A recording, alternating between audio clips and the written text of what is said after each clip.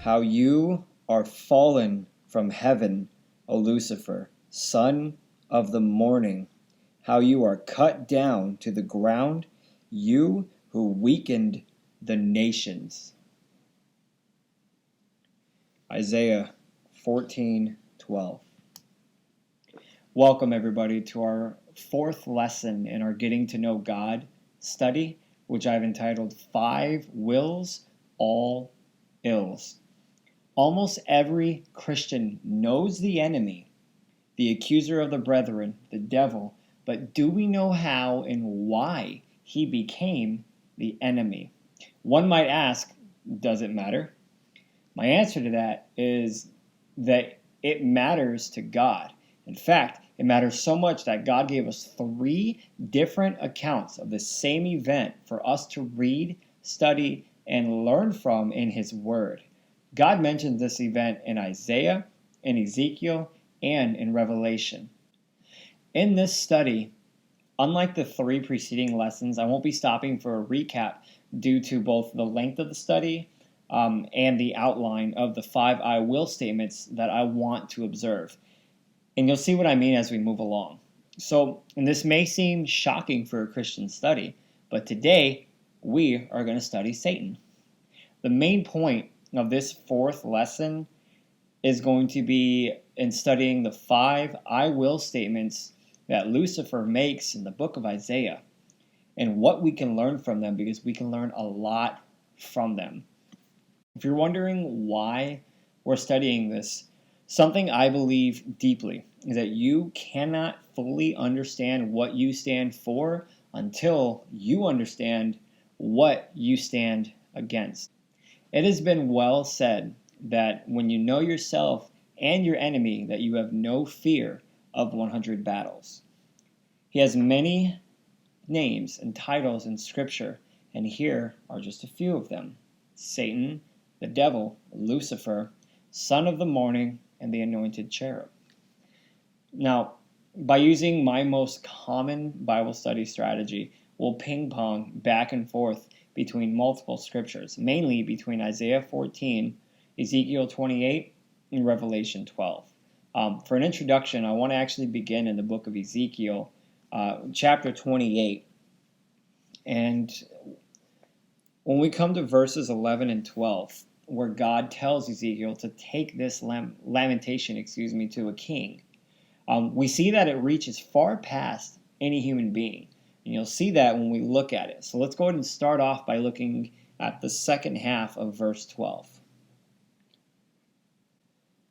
Again, that's Ezekiel 28:12, where we read, "You were the seal of perfection, full of wisdom and perfect in beauty." Verse 13, "You were in Eden, the garden of God. Every precious stone was your covering, the sardius, topaz, and diamond, beryl, onyx, and jasper, sapphire, turquoise, and emerald with gold. The workmanship of your timbrels and pipes was prepared for you on the day you were created." Verse 14, "You were the anointed cherub who covers. I established you. You were on the holy mountain of God. You walked back and forth in the midst of the fiery stones." Now let's pretend for a moment that I didn't tell you that we're studying Satan. After those verses, would we not conclude that this is about somebody that was deeply loved by God, at least at one point? And I say was, not is, because these descriptions are past tense. We see were mentioned at least 4 times. This sounds like some super angel or some highest tier angel, full of wisdom, perfect in beauty, anointed by God, on the holy mountain of God, which means the highest point just below God. This is Lucifer, which is who he was prior to becoming Satan, or as we call him, the devil. And I want you to notice the specific verbiage used in this verse: the seal of perfection, full of wisdom. Lucifer was filled to his capacity of wisdom, and we can gather from this that he is the second smartest being in all of existence, and he gained wisdom directly from God. And we see that God established him. Verse 13 leads us to conclude that Lucifer was created to be a leader of worship. And I want you to note that he was created. I think we can forget that sometimes, that Lucifer was created by God. And I know in our previous lesson, we just looked at the wills of God a few lessons ago. And within the will of disposition, God allowed Lucifer to still do what he did.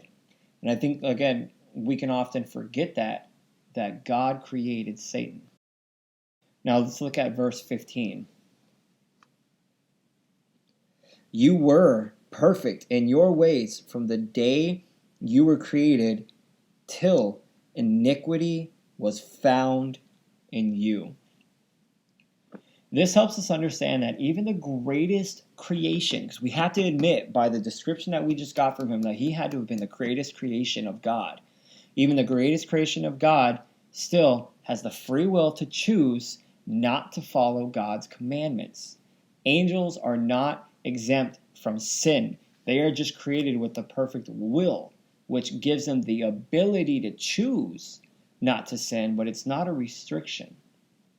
So one can wonder, what iniquity was found in him? If you're just reading through this passage, right? Verse 16 tells us he sinned, but it doesn't tell us what that sin was.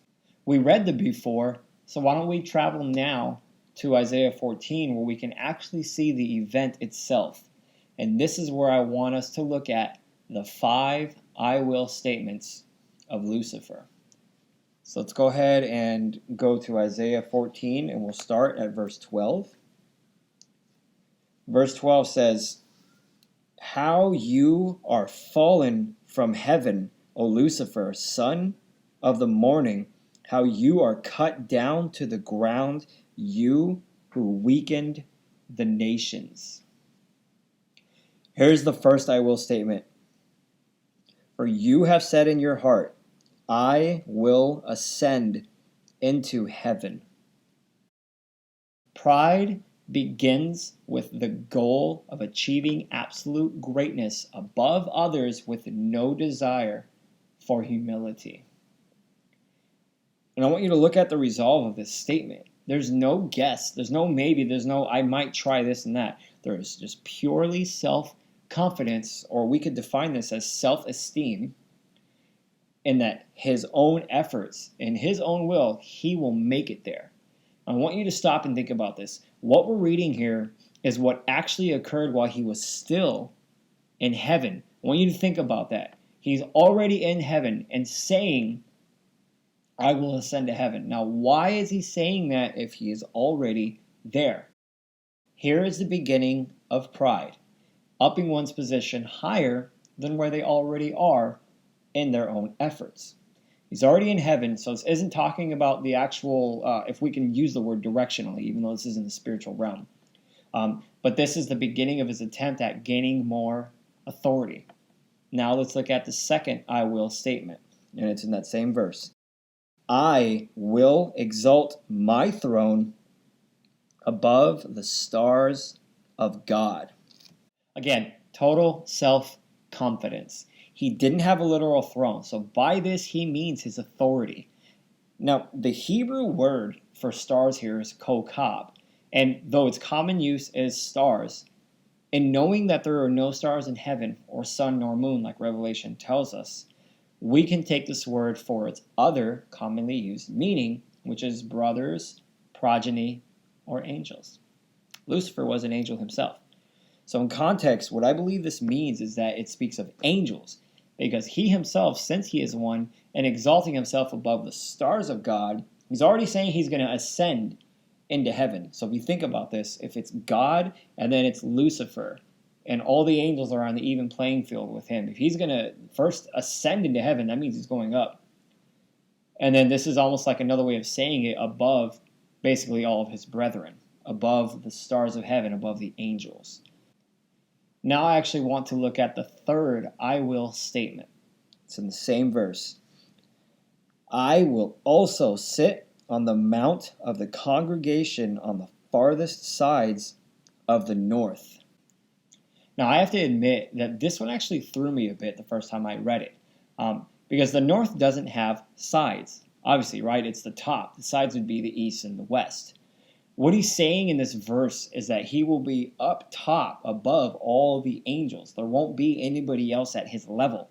So if you think about as if he's saying his throne, his authority will expand on the farthest sides of the north. If say from here to here is the north, right? Just follow me on this. Here to here is the north. That means that his authority, he himself will occupy all of this space, and there will be nobody on the sides, because he will stretch to the limits of the left and the right, or the sides, if you will. I want you to notice the usage of the semicolon here. I'm glad that they put this in English, because this helps us understand this. He says, I will exalt my throne above the angels, semicolon, and then the dependent clause. I will sit on the mount of the congregation.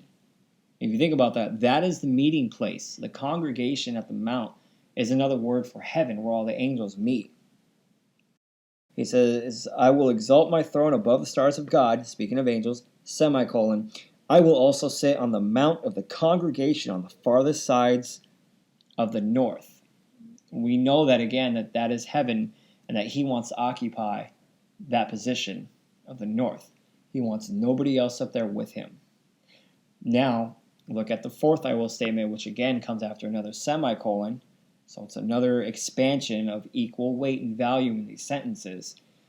He says, I will ascend above the heights of the clouds. So he's already said he's going to ascend into heaven. He's already saying he'll exalt his throne. He's already saying he's going to go above the angels, all of his brethren.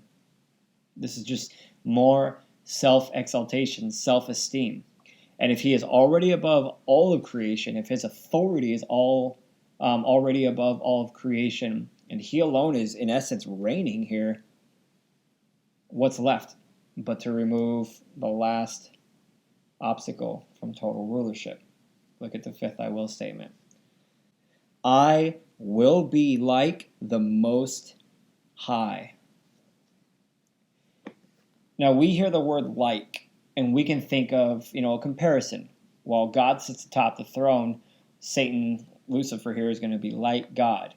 But we know that God is the sole, highest authority in all of existence. And I know we studied God's names in our first lesson, how his names are not arbitrarily used, but they're specific. Notice he doesn't call him God. He doesn't call him Lord. He doesn't call him anything but the Most High. And the Most High speaks to the one that is highest in power and control over all things. To be like the one that is in all control doesn't mean that you're at the same level, but that means you surpass to be the one in the most control. What Satan is saying here is that he wants to be God. He wants to kick God off the throne, and he wants to be God. What's God's response? Verse 15, yet you shall be brought down to Sheol, to the lowest depths of the pit. Sheol is another word that they use in the Old Testament for grave, but what they meant in context in these kind of passages is hell. Now, what's amazing about this, if you notice that these three words in verse 15 are almost a sequence. Now, Sheol is already hell. It's the worst that it can get. But he says, you're going to hell. You're going to the lowest depths of the pit. It's almost as if he's saying, like, far, farther, farthest. You wanted to exalt yourself above the angels. You wanted to lift your authority up, and you wanted to be above me. In essence, you can see that as three levels. But I'm going to send you to the lowest depths of the pit. I want you to notice, though, that God doesn't cast him down right away. Believe it or not, there are many that believe that Satan is already in hell. And that's a lie. He wants you to believe that, but he's not. So, let's now go to Revelation 12, and let's see Satan's response. And again, these three passages aren't necessarily in chronological order, but they help us to understand what happened. Again, that's Revelation chapter 12. We start at verse 1. Now a great sign appeared in heaven, a woman clothed with the sun, with the moon under her feet, and on her head a garland of 12 stars. I have to pause here because I always want to try my best to teach the best that I can, the most that I can. And I will say that if you know anybody who is involved in Catholicism, I will bet 9 out of 10 times they believe this talks about Mary. And often in their cathedrals and their churches, they have Mary. You'll notice that she is depicted just like this, with the sun above her head, standing on the moon with that garland of 12 stars. You can Google that image and it's all over the place. This is not Mary. This is Israel.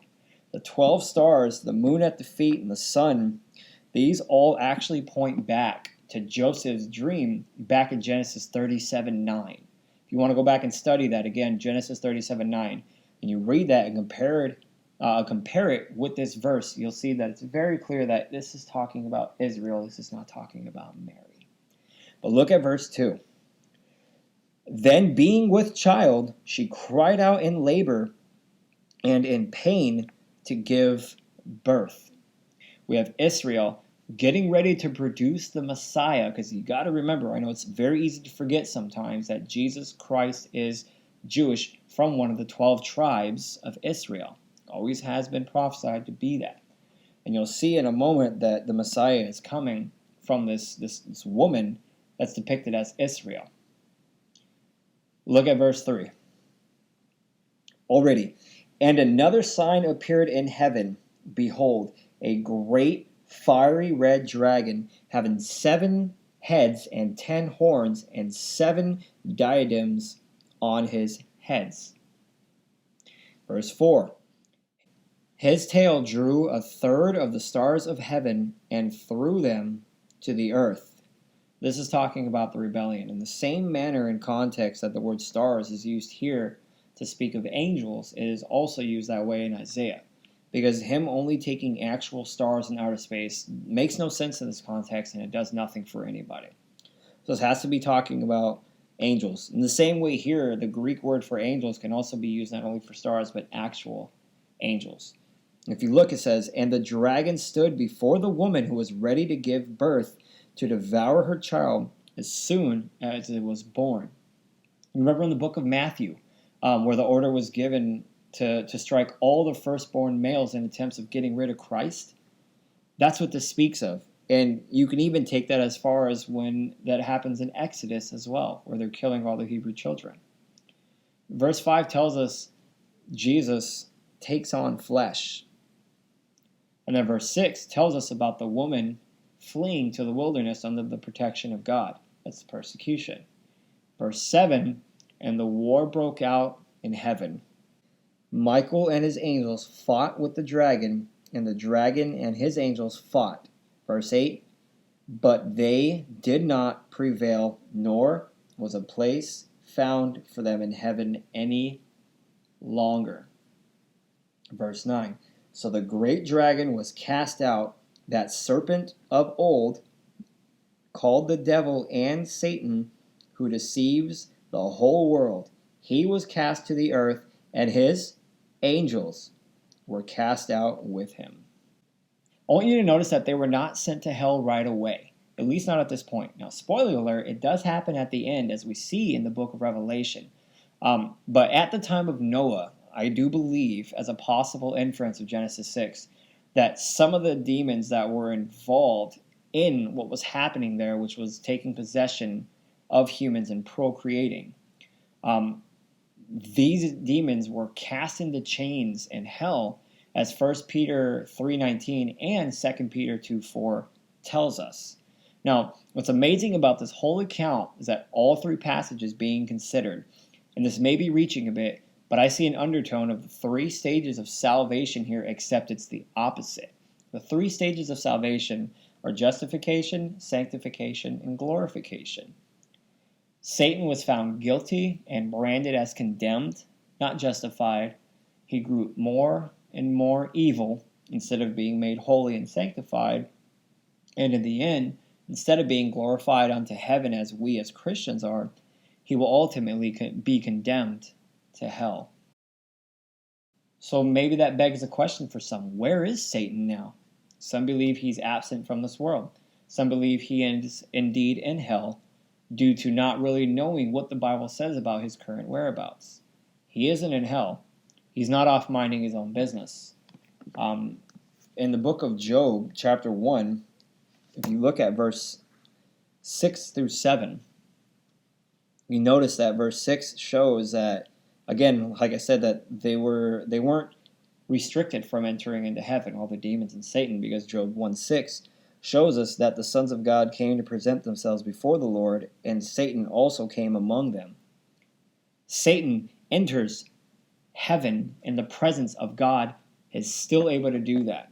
And here's what it says in verse 7. After God says, "Where do you come from?" Job 1:7 says, "So Satan answered the Lord and said, from going to and fro on the earth, and from walking back and forth on it." Notice the ease, the comfort, as if he's strutting in front of God. It's almost like he doesn't realize that the devil is God's devil, and he can only operate within the means of God's will of disposition, as we covered in the lesson about God's four wills. We covered this passage and how Satan thinks that he's doing what he wants, but he's only operating within the bounds and allowance of God. 1 Peter 5:8 tells us to be sober and to be vigilant, because your adversary, the devil, walks about like a roaring lion, seeking who he may devour. That's where Satan is. He is not in hell. He's not off minding his own business. He stands before Almighty God, pointing at us Christians, asking God, like he does about Job, saying, does that Christian fear God for nothing? He stands before the judge of the universe, accusing the brethren, like in Zechariah 3. In his roaming around to and fro on the earth like a lion, he tempts every human in existence to ask the same question that brought sin into this world and brought his ultimate destruction upon him. Has God indeed said? Thank you.